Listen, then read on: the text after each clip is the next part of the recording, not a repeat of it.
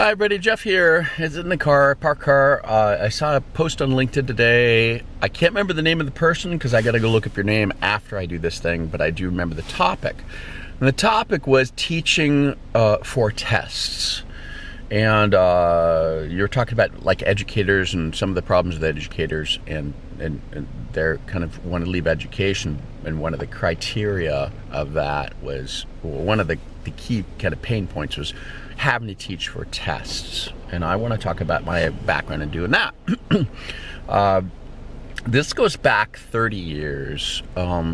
So the university that I worked for, so I taught at a couple of universities, Portland State University, and was a graduate assistant with Oregon State University and the University of Oregon. Got sent to France to teach in a high school and a technical vocational school, kind of even an early college, kind of like a community college as well. They kind of a mixed thing for a year. Then went back to the States for another year at Portland State, and got sent back over again. So it's kind of back and forth. But then I went to teach at, so I taught at several universities and taught some graduate business school of Lyon, taught at the University of Lyon in France. And then I went back to the States to teach at Indiana University. Now, because I had a degree in languages, so in French language is one of the, Indiana University is really known for French, for teaching French, the French program.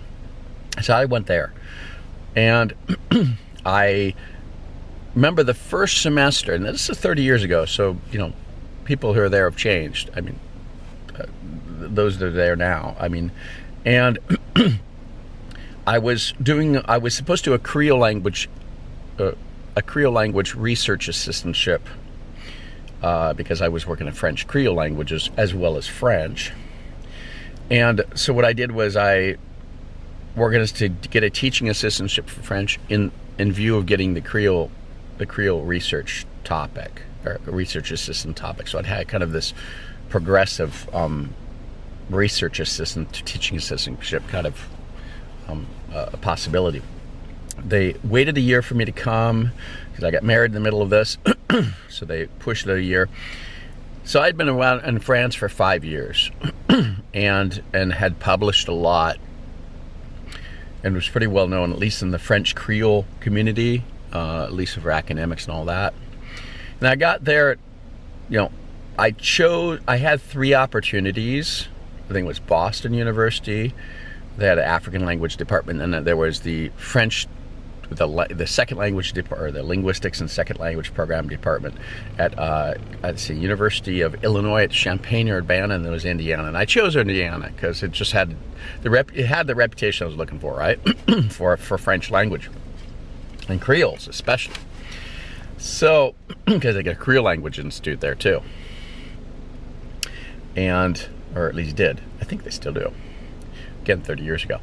So I got there and I started teaching French first year. And you know, I'd been living in France for 5 years, so I was, you know, speaking French. I was speaking French with my wife at home in America, right? So I mean, I was very fluent in French, common day French, not just French literature, not just reading literature, you know, it's like everyday life at home, you know, in the France or in the States. It didn't really matter. My wife and I would actually go out. I remember when we go out to kosher shopping, and like everybody would be looking at us as if we're some aliens on the planet, you know, because we're the only people speaking another language. Well, Bloomington back then, I mean, still had a number of, you know, foreigners, but, you know, we didn't look like Asians or people, you know, we didn't look like different people, right? So, which is now a big thing. I mean, diversity inclusion is kind of pretty important, isn't it? I really do believe in it. But we didn't look like different people, so people didn't expect us to be talking a different language, right? And we'd be looking there, and I remember actually being there. It was actually probably in Peoria a little bit later, but I remember we were sitting in a grocery store, and, you know, speaking in French, and these 2 kids were just looking at us like, you know, kind of weird. And we were sitting there French talking, and it was like in the cold section stuff. So we'd open up the freezers, or looking at the stuff, and and then. So I looked back at the kids, we're speaking of French, right? And I looked back at the kids and I said, yeah, they speak English fluently too. And the kids are just like freaked out, just totally freaked out. So that was kind of daily life, in living in back in the States with the French wife. And so I remember being in Bloomington. So I'm trying to explain it because it was my daily life. It wasn't like a thing I just do at school, right? Or at university and teach and do studies, right? It's like daily life.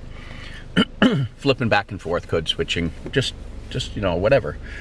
Or, and we spoke mostly in French. I mean, we spoke always in French, and my wife was learning English too at the same time, kind of. So we're sitting there, and I would be teaching French, and I had already taught French and English. My wife, in fact, was actually drawing my stuff for me because she was a better artist than I was. I sucked at artist stuff. So we're sitting there teaching French, and she kind of helped me with the drawings and all that. Get it, and I'd ask her some questions here too. What do you think this word not? And one day, in this first year class, and I had been teaching French for years and English for years, so I chose what I wanted to teach. Right? We had some books, but I just said, we're going to do this, right? And with skits and all kinds of stuff and role playing and whatever. And I get to Indiana, and it's a big program. Huge first year program, and all the way up to doctoral degree. So, but lots of hundreds of students that are taking French. So I easily had 30 students in the class. And I was teaching probably 1 or 2 classes a semester, or semester a quarter. I can't remember what that program was on. I think it was semester. And so we're sitting there, and I'm doing this, and the book. One of the chapters, I think I got to the book on the post office, right? I think that's the one that kind of got me, the one that kind of made me think a little bit the most. And I'm sitting there, and I had two things, 1 or 2 things. And so I'm sitting there and trying to teach the words, and there are 2 things there was about transport and one about the post office. That's what it was. So I don't have a script here, so I'm just kind of thinking through what these were 30 years ago, right? Because I saw this post on LinkedIn. And so the one that got me the first was transport. And it was like they had a word, they wanted us to use the word vélomoteur, something like that. And I asked my wife, what is that? And she says, I don't know. Is it like a mobilette? You don't know what these words are, but... And we were thinking, it looked like from the pictures that it was what we call a mobilette today, But we had to teach the word vélomoteur or something like that. And she says, I don't know, whatever. Then we got to another, chapter in the post office. A week later, 2 weeks later, it's like, I have to say that we need to send the letter or the package, and like colis on express. I said, is that like Chronopost? And she says, well, we say Chronopost, right?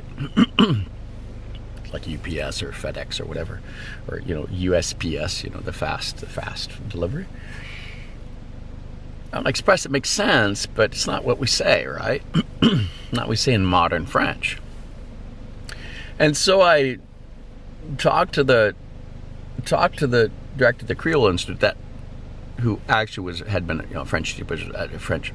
He worked in French Creole language and a researcher, really well-known researcher, Albert Waldman, and he had actually written the book on teaching French, 25 years before, in the 1970s, right?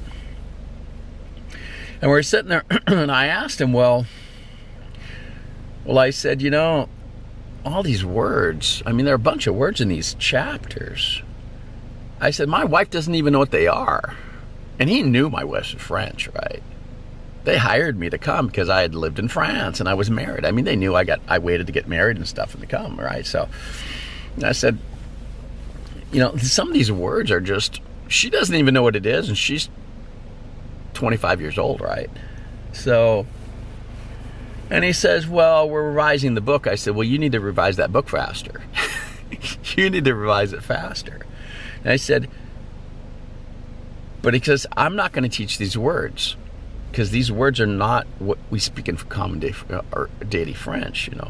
These are not words I use with my wife or I have used in France for 5 years. He says, well, they're on the exam. I said, I don't care if they're on the exam. I don't care if they're on the final exam. I said, I'm not going to unlearn French to relearn French because I speak it every day at home. And he says, well, it's going to be on the exam. I said, well, you need to revise that book really fast because I'm not going to teach these words this semester. Now, I ended up leaving that semester actually and going out to work in industry. And I remember, the director of the department having a meeting with me in his office there in the office of the whole Department of French and Italian languages, and like he's trying to tell me how I'm never going to be successful, and, in academia, I should do this, and I need to stay, and I need all this. I said, look, I'm not going to teach old French, okay? I'm not going to teach French that people spoke 30 years ago. I'm going to teach French that people know today, so they can go. These kids, these early adults, can go to France this next summer and speak today's colloquial French. I'm not going to unlearn it to relearn it. I said, that's not me. I ended up leaving, and it was kind of weird, the humiliation act there. I mean, there's different people, so today, so it's whatever. But I just said, so I left, and then a couple of years later, they were calling me again. Just because I was really well known for making software for Korean languages 2 years later. so it's like, it's kind of embarrassing. But and so much for the not being successful thing. I got to be a lot more known on some of this stuff for French Korean languages just because I made apps afterwards. I wasn't writing, teaching learning books and stuff, But the thing here is you don't always have to teach what's in the tests, right? And now I can understand why standardized tests are important. I agree that there's an importance of that. I have, did all the majority or most of my, at least half or more of my graduate education in France. My kids have grown up in France. They've gone through the whole school system. And getting into university this next year. So, I've kind of watched that too, and them growing up through that. I've had lots of friends and stuff, gone through it, and I've taught at universities in France, even taught in high schools too. So, I've kind of been through this whole thing, and France is a very centralized system. They have the whole thing is based on, it's not based on, departments or counties or regions or whatever. It's mainly based on the educational system says it. Everyone's got to take this final exam in high school, the lycée. My kids have gone through this, and you got to take this final standardized exam. And even that sometimes is kind of like, yeah, but there's no flexibility, right, of being a little innovative or out of the box, right? But I think that's, it's kind of like, you got to say back what your teacher taught you, right? It's all rote memory. Not quite, but there's a lot of that. But the whole thing of the test here, and getting to this point of what the teaching for the test. In the end, what's the goal? Is it for the kids or the young adults or the adult learners, whoever, to take a test, or is it them to learn something and to be able to be just successful on it? And successful is a very general word, right? But I'm not trying to make this like you got to make money out of it.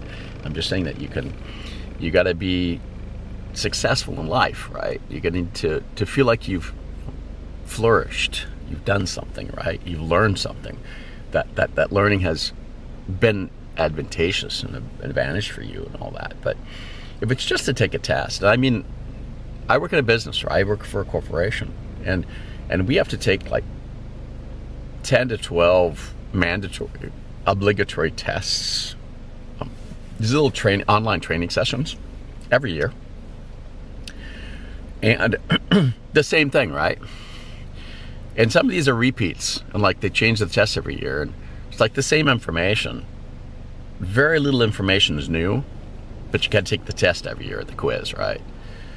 And some of these things you just like, sometimes it's kind of faster to, rather than go through the new training course on the same topic, whatever, of code of conduct or things, or intellectual property, or all kinds of topics like that, right? I mean, security awareness, and data security awareness, and all this kind of stuff. Sometimes I found myself just taking the test, right? See if I can pass the test without taking the course, or just going through the information quickly and taking some notes and looking for some topics, taking screenshots of things, just to be able to and then go to take the test, right? The thing is, take the test and see how long it takes me to actually do the thing to take the test. And I've done that. I've done it a lot. Special topics I know really well. Pretty much well. When I take them 10, 12, 13 times, and I've taught the courses in class, in presence courses too, and kind of in class, taught the topics, not as, the courses, it's just for, awareness and stuff for employees, and some advanced topics and stuff. And when you kind of teach these things, and sometimes you take the test, right? But it isn't about taking tests. Tests is just a way to evaluate, did you acquire some bit of knowledge? The test is not an end, right? It's not the result. It's just a proof that you've actually done the thing and you've learned something. The goal is, can you take the information and actually apply it in everyday life, at work, or at the university, or wherever? But can you apply it in life? And I think that that's something that we need to think about as teachers, knowledge transfer experts, specialists, whatever we want to call us. That, what is the goal? And I think that's what this post on LinkedIn is kind of getting at, is a lot of educators that are kind of transitioning out to want to go to other jobs, especially in the United States, not really in France, but because in France they're civil servants. I mean, it's like you don't want to get out of that. It's like, oh, you want to get that kind of job. It's like, wow, you get this much vacation per year and stuff. But in France, and vacation is the holy grail, right? So the amount of vacation you get, but for the low pay. But the thing is that I think it's really important to say, what's knowledge learning about? What's knowledge not learning, transfer and knowledge learning, and what do we do this for? And I think that post is getting into that, kind of pointing at that, and I think that's really important to think about. And I think that this anecdote of my past and I taught made me think about what's an important thing now when I teach. What do I focus on asking the people to learn, right? And what they're going to get out of it. So something to think about.